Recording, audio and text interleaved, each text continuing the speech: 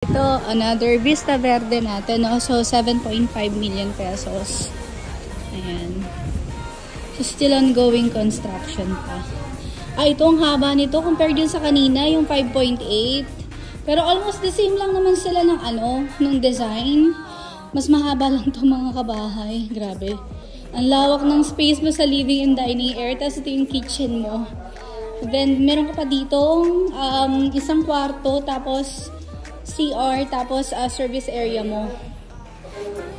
Ang lawak pala. Tapos sa taas, 3 bedrooms. Ayun. So, 7.5 million pesos. Ayan, tingnan lang natin. Hello po. So, tingnan natin yung taas. Ayan, ang lawak ng mga rooms. Ayan. Dito, ang lawak din dito ng rooms. Oh.